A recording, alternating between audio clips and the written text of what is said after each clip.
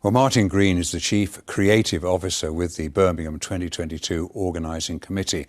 I asked him whether he thought the criticisms from some communities in the city were fair. There is some truth in it in the sense that we still don't have enough large, ethnically led, organised, creative organisations in the city, and one of the things the festival's seeking to do is to address that. And so that's why from the outset we said we would particularly lean into younger, emerging artists so we can feed the pipeline and hopefully in the end get more established businesses. It would have been very easy to simply give all our funding to the establishment, as it were, but we want to make sure we're feeding that pipeline. Yeah, they're concerned, having said so much about involving diverse communities, the words were just rhetoric. Well, I think the actuality isn't the case. If you look across everything we're doing, across volunteering, the learning programme, the opening and closing ceremony, you'll see that we're working with everyone across the city. And in terms of the festival, really very simply, if you go online and look at the programme as it stands, you'll see that it absolutely reflects who we are here.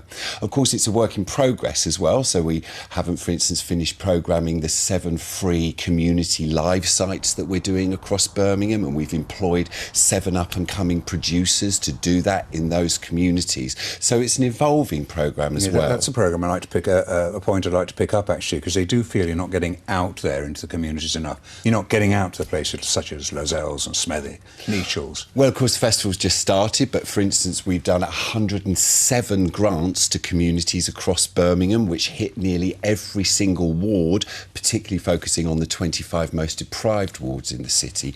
So again, I think as the programme rolls out, people will see that we've absolutely kept to our word, that there is activity involving everyone, for everyone, particularly up-and-coming artists, new artists in various communities across the city. Yeah. So what would you say to the communities that feel they've been sidestepped? Because they clearly are upset. If they were sending you 2 open letters, is it about this? Well, of course, you know, you can always live and learn, and we're very open about it, and we take it and we act and things like that. But I also think that there's a little bit of misinformation out there. I think if you just take your information by scraping it off the internet, not the most trustworthy place.